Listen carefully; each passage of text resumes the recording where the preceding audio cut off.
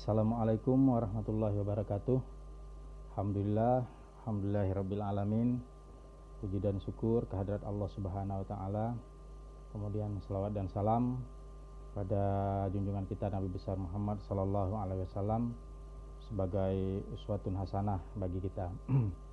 Alhamdulillah, pada kesempatan kali ini saya akan mempresentasikan mengenai tugas kuliah studi hadis, hadis-hadis ekonomi, metodologi dan tematik dengan judul matan hadis.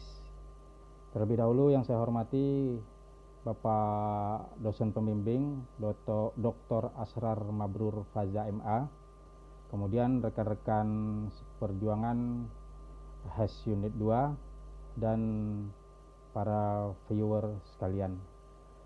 Alhamdulillah,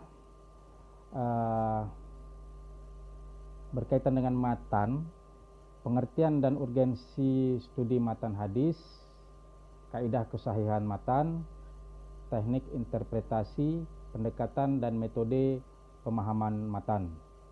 Indikator pengertian dan urgensi studi matan hadis, kaidah kesahihan hadis, teknik interpretasi matan, pendekatan pemahaman matan, dan metode pemahaman matan. Jadi kita lihat terlebih dahulu pengertian dan urgensi studi matan hadis. Untuk menentukan apakah suatu hadis itu berkualitas sahih atau tidak, tidaklah cukup jika penelitian yang dilakukan hanya terfokus pada aspek sanadnya saja. Namun penelitian terhadap matan hadis juga merupakan langkah yang tidak boleh ditinggalkan. Karena tidak ada jaminan jika sanad suatu hadis berkualitas sahih hal isnad, maka matannya pun berkualitas sahih atau sahih al-matan. Melalui presentasi ini, penulis berusaha mengkaji tentang kritik matan hadis sebagai upaya untuk menguji kesahihan hadis Rasulullah SAW dari sisi matannya. Sebuah hadis nyatakan sahih matannya jika memenuhi dua kriteria, yaitu terhindar dari syadz dan terbebas dari ilad. Adapun langkah-langkah yang bisa ditempuh untuk melakukan kritik matan hadis adalah menghimpun hadis-hadis yang terjalin dalam tema yang sama, melakukan penelitian matan hadis dengan pendekatan hadis sahih dan pendekatan Al-Quran, penelitian matan hadis dengan pendekatan bahasa, dan penelitian matan hadis dengan pendekatan sejarah. Menurut bahasa, kata matan berasal dari bahasa al-matan yang artinya punggung jalan atau muka jalan, tanah yang tinggi dan keras. Sedangkan menurut ilmu hadis, matan berarti penghujung sanad, yakni sabda Nabi besar Muhammad SAW yang disebutkan setelah sanad. Singkatnya, matan hadis adalah isi hadis. Kaidah kesahihan matan. Sebuah hadis dapat dinyatakan sahih apabila memenuhi 5 kriteria kesahihannya, yakni sanadnya bersambung, perawi bersifat adil, dabit, terhindar dari syadz dan terbebas dari ilad.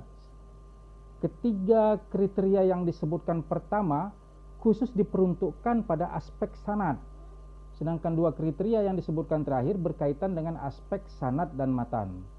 Dengan demikian, berarti bahwa kriteria kesahihan sanad hadis mencakup 5 hal, sedangkan aspek matan hanya mencakup 2 hal, yakni tidak mengandung unsur syadz dan ilad. Penelitian terhadap aspek syadz dan ilad, baik pada sanad maupun matan hadis, sama-sama memiliki kesulitan.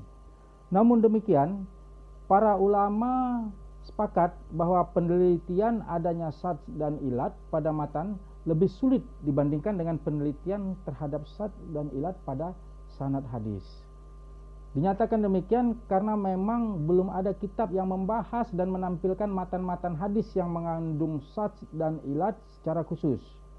Adapun penelitian terhadap aspek matan hadis ini mengacu pada kriteria atau kaidah kesahihan matan hadis sebagai tolak ukur, yaitu terhindar dari syadz dan ilad. Yang pertama, kalau kita lihat mengenai terhindar dari syadz. Secara bahasa berarti kejanggalan. Sedangkan dalam hadis, syadz berarti kejanggalan yang menyertai penyendirian pada sanad dan atau matan. Al-Mufarrid an al-Jumhur. Syadz dalam matan hanya mungkin diketahui setelah dilakukan perbandingan matan-matan untuk suatu tema hadis yang terkoleksi pada kitab hadis yang sama maupun yang berbeda beserta sanadnya masing-masing.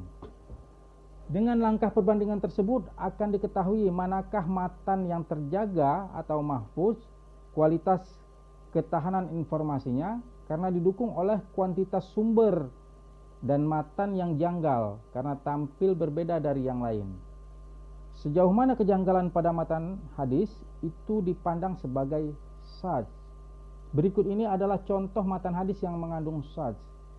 Salamah Nur Hidayati, kritik teks hadis, analisis tentang al-riwayah bi al-makna dan implikasinya bagi kualitas hadis. Yogyakarta, Teras 2009 halaman 82. Selanjutnya, apabila seseorang di antara kamu yang telah sholat 2 rakaat sebelum subuh, maka hendaklah ia berbaring ke rusuk kanan. Seluruh perawi yang mendukung mata rantai sanad hadis di atas tergolong siqah. Namun Al-Baihaqi menemukan kejanggalan, yakni format matan untuk tema di atas yang diriwayatkan oleh Al-A'mashi sebagaimana dikutip oleh murid beliau selain Abdul Al-Wahid bin Ziyad, mengambil bentuk ungkapan hadis fi'li, bukan format qauli yang bernada instruktif, perintah atau himbauan. Koreksi Al-Baihaqi tersebut bisa diinformasikan dengan kesaksian Aisyah radhiyallahu anha.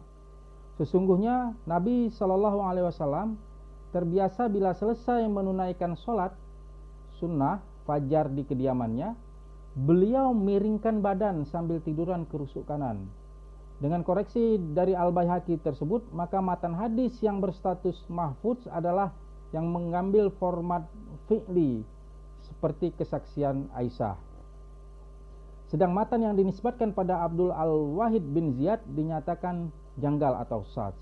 Bertolak dari status mahfuz untuk matan berformat fi'li, maka kebiasaan Rasulullah tidur dengan memiringkan badan ke rusuk kanan setelah sholat sunnah fajar harus dipahami sebagai kecenderungan pribadi, bukan pencerminan kaifiat al-ibadah yang secara syar'i mengikat untuk diteladani umat. Dengan demikian, apabila terdapat matan hadis yang menyalahi kebanyakan matan hadis dari perawi yang lebih banyak atau lebih siqah, maka matan hadis yang menyalahi berarti mengandung syadz yang menyebabkan lemahnya suatu hadis.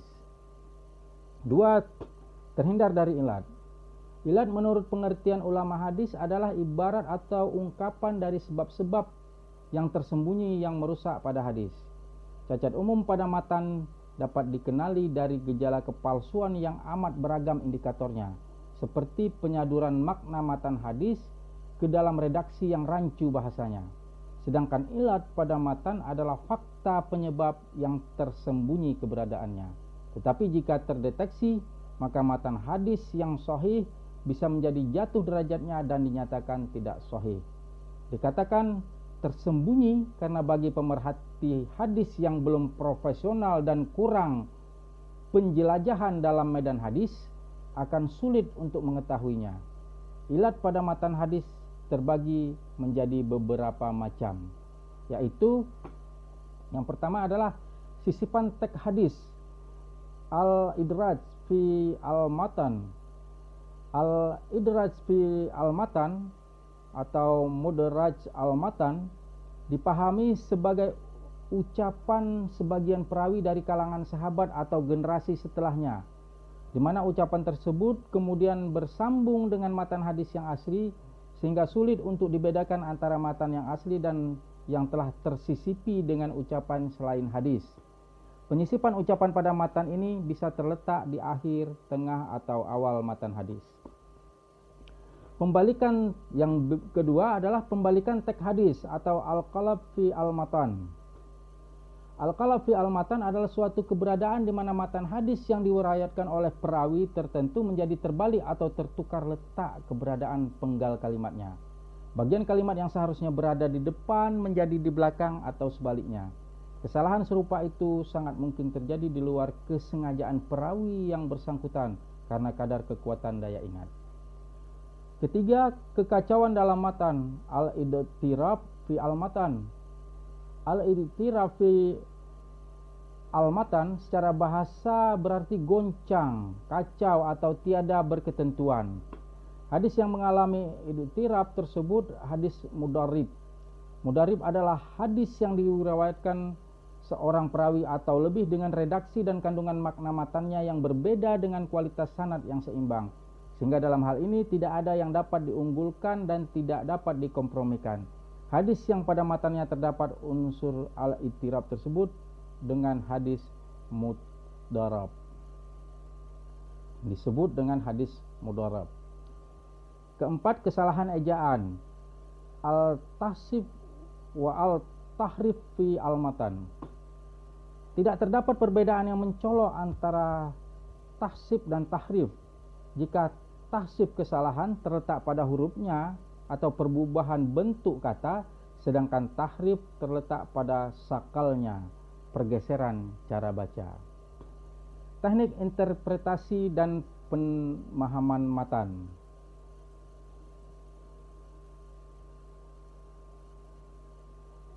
Menurut Ibnu Hajar al-Asqalani, teknik interpretasi matan dibagi menjadi 3, yaitu yang pertama adalah teknik interpretasi tekstual. Teknik ini digunakan dengan cara memilih kata-kata dalam sebuah teks hadis yang memerlukan makna sepadan atau muradif. Makna sepadan itu bisa dengan Al-Quran, hadis, atau pendapat ulama. Yang kedua adalah teknik interpretasi kontekstual. Teknik ini digunakan oleh Ibnu Hajar untuk menunjukkan bahwa sebuah teks hadis tidak selamanya dipahami secara tekstual, tetapi juga dapat dipahami sesuai dengan konteksnya, baik konteks fungsional maupun konteks pragmatis. Kemudian yang ketiga adalah teknik interpretasi intertekstual. Teknik ini menghubungkan hadis yang dikaji antara lain dengan teks Al-Quran yang terkait dan atau hadis lain yang semakna. Jadi kesimpulannya, 1. Kaidah otentisitas hadis atau kritik sanad hadis ada 5, yaitu sanad atau mata rantai periwayatan bersambung. Seluruh perawi dalam sanad hadis bersifat adil atau terpercaya. Seluruh perawi dalam sanad bersifat dabit atau cermat. Sanad dan matan hadis terhindar dari kejanggalan atau syadz. Sanad dan matan hadis terhindar dari cacat yang samar atau ilat. Yang kedua, kaidah validitas hadis atau kritik matan hadis ada 2, yaitu matan hadis terhindar dari kejanggalan atau syadz dan matan hadis terhindar dari cacat yang samar atau ilat. Ketiga, secara umum suatu matan hadis dapat dikatakan sahih apabila tidak bertentangan dengan petunjuk Al-Quran, tidak bertentangan dengan hadis yang lebih kuat, tidak bertentangan dengan akal sehat, indera dan fakta sejarah, dan susunan bahasanya.